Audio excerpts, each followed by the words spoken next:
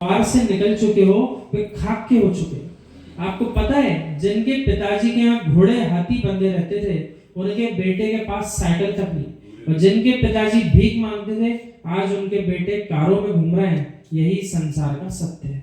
ऐसे ही संसार है। यानी सबके पुण्य के उदय एक जैसे नहीं होते, सबके पाप के उदय एक जैसे नहीं होते। हो सकता है पिता बहुत धनहीन था, लेकिन पुत्रों ने पुत्रियों ने इतना अच्छा पुण्य लाए कि अब वे आज जो है बहुत पुण्यशाली दिख रहे हैं। सो अपना अपना भाग्य है। जितने विशिष्ट विशिष्ट पुण्य किए हैं, जो जीवन पर्यंत एक साथ रहे। पंडित जी, एक माला और बढ़ा देना आज से। 8 बेटों के होते हुए भी तुझे चिड़िया बल्ला नहीं बनाया गया। चिड़िया बल्ला के खेल में क्या होता है, एक इधर से फेंकता है, दूसरा उधर से फेंकता है, चिड़िया बीच में घूमती रहती है। छोटा बेटा कहे बड़े भैया के यहाँ जाओ, बड़ा बेटा कहे छोटे के यहाँ जाओ। हे मित्र, ये तेरा पुण्य है, 8 बेटे तुम्हें सम्मान दे रहे हैं। यानी ये भी अपने आप में एक बहुत बड़ा पुण्य का कर्म है कि जीव के लिए कोई भी घर से भगा नहीं रहा। अन्यथा वे कह रहे हैं फुद्दी बल्ले की समान माता पिता की स्थिति वर्तमान काल में देखने को मिलती है। एक दूसरे के यहाँ भेजते हैं, ऐसा नहीं करना। हे मित्र, अपने सभी भाइयों से कह देना कि हंस कब उड़ जाएगा, तुम देखते ही रहोगे। मित्र, आप तो भगवान के चरणों में इतनी प्रार्थना किया करो कि हम तो भगवान के चरणों में भजन करते करते चले जाएं, किसी का भजन ना सुनना पड़े। कौन सा भजन? मैंने संसारी भजन की बात कर रहे हैं। यहाँ वहां के संकल्प विकल्प हमारे कान में कोई ना डाले।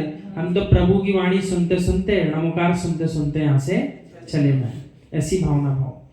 मैं तो जब जब भगवान के दर्शन करने जाता हूँ तो ऐसा भाव रखता हूँ किसी के द्वारा नमोकार भी ना सुनना पड़े, मैं नमोकार सुनाते सुनाते चला जाऊं। और देखो, और आगे की एक बात है कि किसी और से क्यों सुनना पड़े, हम तो स्वयं को भी सुनाएंगे और दूसरे को भी सुनाएंगे और सुनाते सुनाते ही चले जाएंगे। ये एहसान भी किसी का लेकर ना जाऊं कि इनकी मृत्यु पर, इनकी समाधि पर मैंने नमोकार मंत्र सुनाया था। अन्यथा ये पंचम काल का जगत कैसा है, किसी की यदि समाधि भी करा देगा ना, तो कराने के बाद पूरे विश्व भर में डंका क्या पीटेगा। देखो, हम थे तो समाधि करा दी, नहीं तो कौन कराता है इनकी समाधि। तो वे कह रहा हमको तो ये एहसान भी किसी का ना लेना पड़े। नहीं तो ये लोग कहेंगे बुड्ढे पड़े रहो, नमोकार सुनो ध्यान से। कोई बुढ़ऊ कहे इससे पहले मेरे मित्र समाधि करके चले जाओ। और आचार्य भगवान तो कहते हैं वृद्धावस्था में अपना सम्मान बचा के रखना हो तो बड़े सुंदर अपने आज प्रतिमा ही ना, अनुमति त्याग, उसका पालन करने लग जाओ। भले वो 10वीं प्रतिमा ना ले पाओ, लेकिन उसका पालन तो करने लग जाओ। कैसी होती?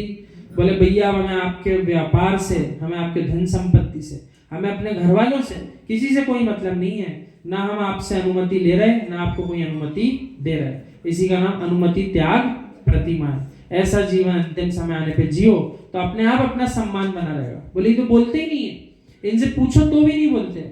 और अपने आप से जो बोलेगा, ना पूछने पर भी बोलेगा, उसकी कीमत क्या रहती है सब अच्छे से जानते हैं। इसलिए बिना पूछे तो बोलना चाहिए। हाँ, बहुत बढ़िया। हे मेरे मित्र, खिचड़ने की अपेक्षा चमकते चमकते समाधि करके चले जाओ। जो पीड़ा नरक के नारकी को नहीं होती, वो पीड़ा वृद्ध अवस्था में लोगों के एहसानों की होती है।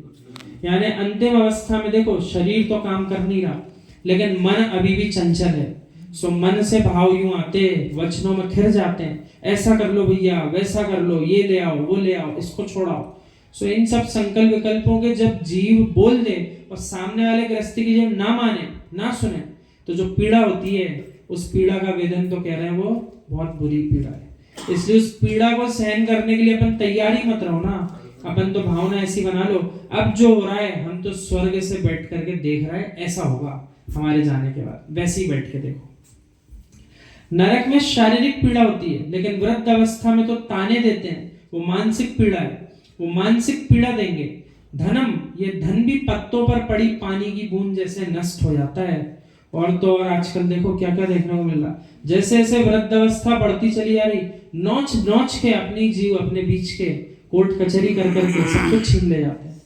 यानी जिसका था उसके पास भी अंतिम समय तक रहने के लिए छोड़ते ही नहीं है। तो उससे, हाँ, अंगूठा लगा देते हैं। तो उससे अच्छा क्या है कि जब उसके पहले वे छीने, उसके पहले ही समय आने पे धीरे धीरे उनको दे दो, और जब अपनी बिल्कुल ना बने तब पूरी तरह ही समर्पित कर दो। लो भैया रखो। ऐसे ऐसे लोग आते हैं जो पैसों में खेलते थे, आज बेचारे रोडों पर टहलते हैं।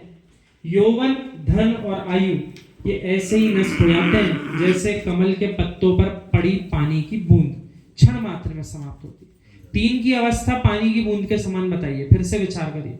यौवन अवस्था, युवावस्था, धन संपत्ति वैभव, और तीसरा का आयु कर्म के निषेध। यानी हर जीव अपने आप को ऐसे ही मानकर जी रहा है, अरे मैं तो अमर हूं। कैसा हूं मैं? अमर हूं, मृत्यु तो होना ही नहीं है। जैसे कल थे वैसे ही आज हैं, और जैसे आज है वैसे ही कल रहेंगे, ऐसा भाव करके सारे संसारी जीव जी रहे हैं। तभी तो धड़ल्ले से पाप पे पाप किए चले जा रहे हैं। आज सुबह हम सुन रहे थे तो निर्लोभ सागर महाराज जी कह रहे थे, भैया एक बार सुबह पूजन कराते हो, अभिषेक कराते हो, दिखाते हो, उसके बाद आकर के ऐसे मस्त होते हो। बोले देखो कर तो आए पूजा। सो बोले यूं विचार करो, जब दिन भर मेहनत करोगे तो दिन भर में जितने कर्मों का बंद कर रहे हो उससे छुटकारा पाओगे।